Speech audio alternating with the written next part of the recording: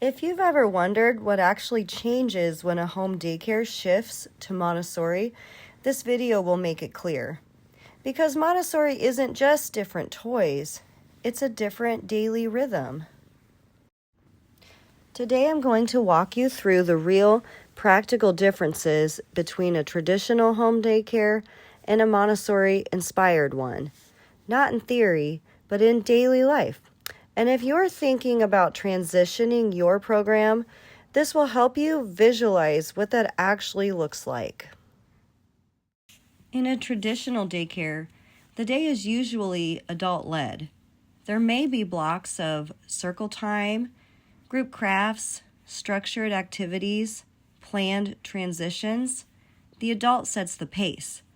In a Montessori-inspired daycare, the rhythm shifts. Instead of frequent transitions, there's typically one long, uninterrupted work period, which is maybe 60 to 90 minutes, and children choose their activities independently. The pace may be slower, there's fewer interruptions, and children move at their own speed. In a traditional daycare, activities are often theme-based, craft-focused, and group-oriented. You might see seasonal decorations, teacher-prepared art projects, matching worksheets. In a Montessori-inspired environment, materials are limited. Each activity has a specific purpose. Most work is done individually or in small groups. Instead of crafts made by the adult, you might see trays that isolate just one skill, such as a tray with a piece of paper and scissors. Instead of busy shelves or bins of toys, you'll see fewer but intentional choices. So the focus shifts from product to the process. The adult role is where the biggest change happens. In traditional daycare, the adult leads, the adult instructs, the adult corrects frequently. In Montessori, the adult observes first.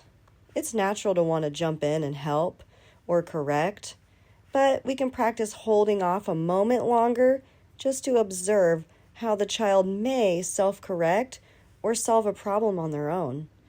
Observing a moment before we jump in can also give us time to prepare a respectful response instead of being reactive. We always want to be respectful and share our calm, while also empowering children to be more independent and thoughtful. Instead of "don't run inside" or "walking feet," we could even say, "Hey, let's see if you can walk so quietly that not even a stealthy ninja could hear you." And then maybe try it together. Practice sneaking around so quietly that even a ninja couldn't hear you walking. And one thing I've done with a student of mine that he just wanted to run every time he went from another place, he'd run every time. And so one day I started having him practice sneaking up on me. If I heard him, I would turn around and say, "I caught you." But if I didn't hear him, he could sneak all the way up to me and tap my shoulder. And I would say, "Oh my gosh, you're here." And I encouraged him not only to do that when we were getting ready to go outside, but just any old time. And it's so funny. He does that all the time now. He walks so quietly and he loves just sneaking up on me. And he really does surprise me because he really sneaks up on me. But anyways, there's always fun ways that you can practice a skill with a child rather than just correcting them immediately. It's all about working together in a respectful way so that they take ownership of that skill. Another thing is, as providers, we get so busy sometimes trying to juggle so many different things that we may be moving, really quickly around our space from one thing to another. We're really walking quickly. We're kind of maneuvering around kids. But if we want the children in our care to move carefully through the environment, then we want to always move through our space this way so they know what that looks like. And we should move through our space carefully all of the time. This takes a lot of practice. I'm the type of person I tend to try to do it all as fast as I can. It's kind of a meditation for me to practice walking very carefully and slowly as I do things around the space. Seeing the important grown-ups in their life move this way will definitely make an impression on them. At that young age, especially 0 to 6, they're really absorbing their environment, and that includes absorbing what they see their grown-ups doing. So another idea for a child that may just need to move their body is to have some movement activities available, such as yoga picture cards. Many Montessori daycares and preschools have a tape line on the floor that children practice walking on very carefully. And they can even maybe try to balance a ball or an egg on a spoon, or maybe they try to walk all the way around the line with a beanbag on their head or a book. There's lots of different things they can do on the line. Sometimes just redirecting that energy in fun activities in ways that are very specific can kind of help them to keep their bodies safe and to be more respectful in the space of other things that are maybe could be in the way, or other children. So instead of solving problems immediately, we pause and we allow space for their independence and space for us to be creative in how we respond. So the adult becomes a guide and not the center of the room, and it takes some practice. Traditional daycares often use rewards, maybe sticker charts, and sometimes timeouts. Montessori-inspired environments focus more on natural consequences, modeling, teaching practical life skills. The goal isn't control, it's self-regulation. In my environment, I am firm but consistent. So I have 3 very simple rules. Take care of my classroom, take care of my friends, and take care of myself. And within those 3 rules, I tend to find any other rule you could think of probably fits in with one of those. And we talk about what those mean a lot too. So taking care of my classroom means that I clean up after myself. I don't break things. I restore things the way that they were when I got them out. And we also talk about how that when we take care of our classroom, that takes care of our friends too, because they also have a nice space to learn and play in, and nice things that are taken care of to learn with. A consequence may be if something is not being taken care of, it's time to restore it and put it away. If something gets broken, I have to take it out of our classroom, and we just don't have that thing anymore, or at least temporarily. And I find that that is a natural consequence. If a friend is, maybe we're not getting along, we're not taking care of each other, that friend may choose to do something else and go play something else, go play with someone else. And I think that's another example of a natural consequence. I do a lot of modeling of conflict resolution. We use our peace rose. I'll talk more about that later, but we practice saying how we feel when something happened and what we would like to change. And I kind of coach them in talking out what happened, and I kind of work with them to come up with their own solution. So I give them back the power rather than relying on me to always solve their problems. And practical life skills,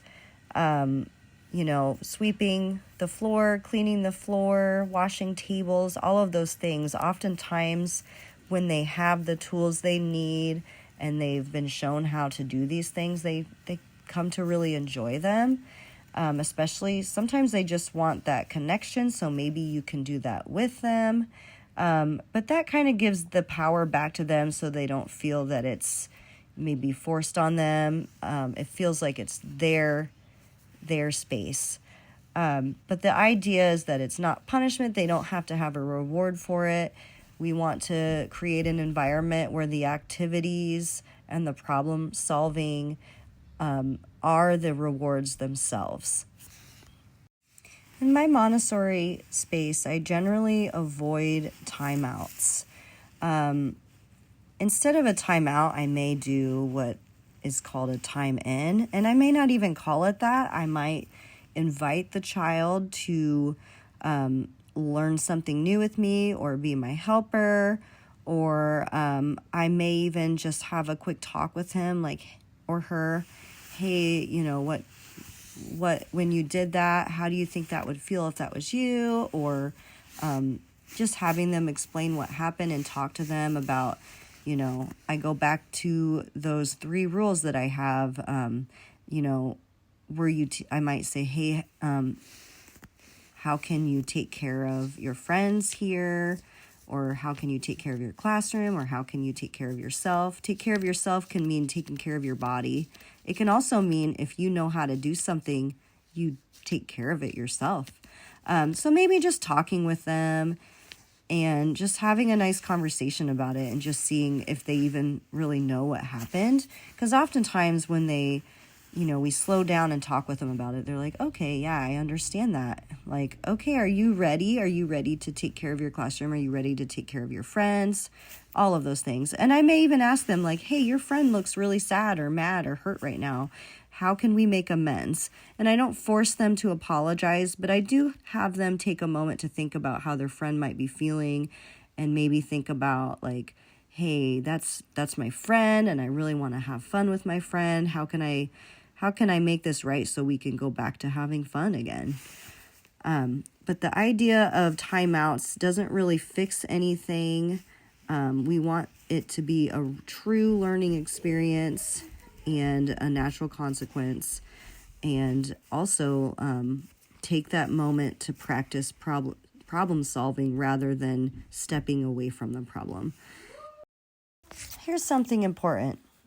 Switching to Montessori does not mean that you remove structure, and it doesn't mean that you let children do whatever they want, and you still can certainly honor licensing rules. In fact, I find that following Montessori principles can actually heighten the quality of your program, and it translates very well to having a strong program that's aligned with licensing rules. So in a Montessori environment, there's still structure.